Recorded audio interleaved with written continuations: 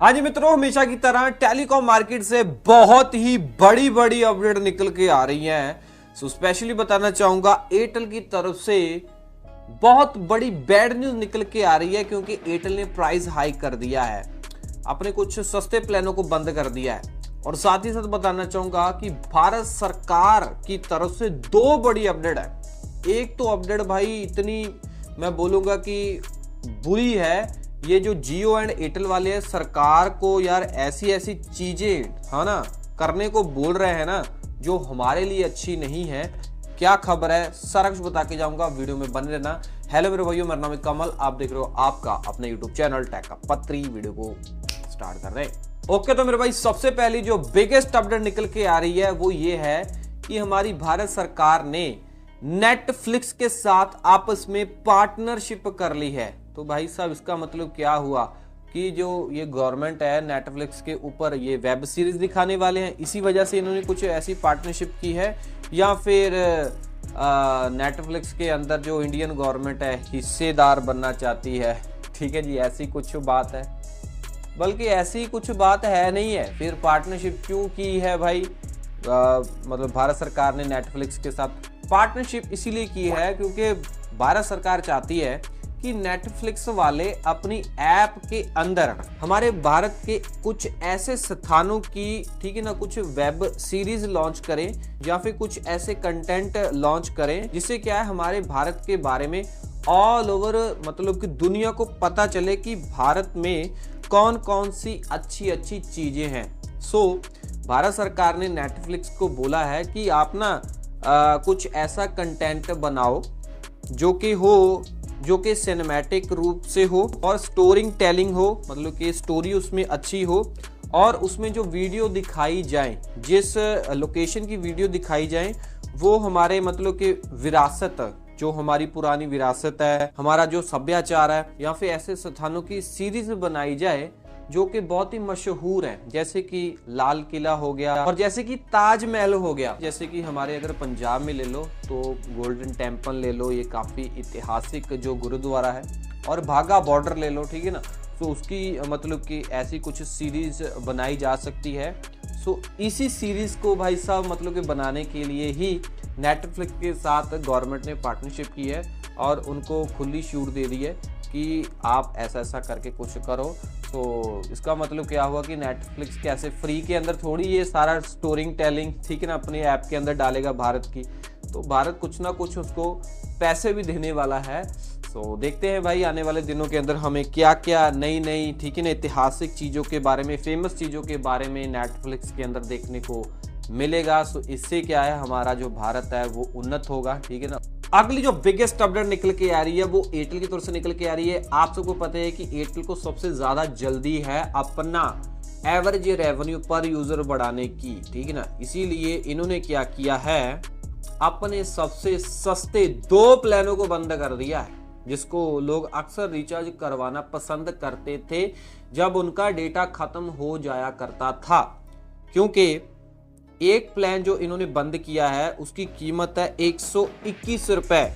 ये है data pack, ठीक है ना, मतलब किसी का डेटा खत्म हो गया तो एड ऑन डेटा प्लान वो रिचार्ज ये करवाता था, जिसमें क्या था 8 GB टोटल डेटा मिलता था, ठीक है जी। बट 8 GB ये ऐसे किसी को नहीं दे देते थे कि वो किसी भी ऐप से रिचार्ज करवा ले उसको 8 GB मिल जाएगा। अगर बंदा ऐसी एरी गैरी किसी ऐप से रिचार्ज करवाएगा तो उसको 6 GB डेटा ही मिलता था। बट अगर कोई बंदा एयरटेल की थैंक्स ऐप से 121 रुपए वाला रिचार्ज करवाता था तो उसको 6 GB तो मिलना ही मिलना है, क्योंकि बाकियों में मिलता था, प्लस उसको 2 GB एक्स्ट्रा भी मिलता था। इस तरीके से 121 रुपए वाले प्लान के अंदर जो है 8 GB टोटल डेटा मिलता था, ठीक है ना, अगर कोई बंदा ये प्लान रिचार्ज करवाता था एयरटेल थैंक्स ऐप में जाके। सो ये प्लान टोटली बंद हो चुका है। ओके, अगला प्लान जो बंद किया है इन्होंने वो है 181 रुपए वाला। सो बेसिकली इसमें क्या था, ये डेटा भी देते थे, 15 GB डेटा भी देते थे, और साथ में ये OTT का मसाला भी देते थे, मतलब कि एयरटेल एक्सट्रीम प्ले प्रीमियम का सब्सक्रिप्शन देते थे पूरे 30 दिनों के लिए। जो पहला प्लान था वो भी बताना भूल गया, वो भी 30 दिनों की वैलिडिटी वाला था, और ये वाला जो प्लान है 181 वाला ये भी 30 दिनों की वैलिडिटी वाला प्लान था। ये दोनों प्लान अब बंद हो चुके हैं भाई, ठीक है ना। मेरे को लगता था कि ये 181 रुपए वाला प्लान काफ़ी अच्छा था, OTT भी साथ में डेटा भी मिलता था। बट हाँ, अगर आपको अब 30 दिनों की वैलिडिटी वाले डेटा प्लान लेने हैं तो इनके पास 4 ही डेटा प्लान बचे हैं, जो कि है एक 100 रुपए वाला, एक है 161 रुपए वाला, एक है 195 वाला, एक है 361 रुपए वाला, ठीक है जी। बाकी यार ये एयरटेल अच्छा कर रहा है या नहीं कर रहा है, इनको ऐसा करना चाहिए नहीं करना चाहिए, कमेंट में जरूर बताना, क्योंकि बहुत सारी पहले न्यूज़ें निकल के आ रही थी मार्केट के अंदर के दिसंबर के अंदर प्राइस हाइक होने वाला है। दिसंबर के अंदर तो नहीं हुआ, बट इन्होंने आप ही कर दिया है, और कोई करे ना करे। ओके मेरे भाई, अगली अपडेट आ रही है, वो भी भारत सरकार की तरफ से आ रही है, और जियो एंड एयरटेल का भी इसमें काफी बोलबाला दिखाई दे रहा है। ओके, शुरू से शुरू करता हूँ। तो बहुत ही ये इम्पोर्टेंट न्यूज़ है जो आपको बताने वाला हूँ। सो आप सबको मैंने न्यूज़ दी ही थी कि जो भारत सरकार है इसने सारी फ़ोन बनाने वाली कंपनियों को बोल दिया था कि जो भी आपके नए फ़ोन आए आगे जाके उसमें संचार साथी वाली ऐप होनी ही होनी चाहिए, ठीक है ना। और जो आपके ऑलरेडी मार्केट के अंदर लोग मोबाइल यूज़ कर रहे हैं उनके अंदर एक OTA, उसके अंदर एक सॉफ्टवेयर अपडेट भेजें, OTA अपडेट भेजें, ताकि उस OTA अपडेट को जैसे ही लोग अपने फ़ोन के अंदर अपडेट करें तो उनको संचार साथी ऐप अपने आप फ़ोन के अंदर डल जाए, किसी को डालने की ज़रूरत ना पड़े।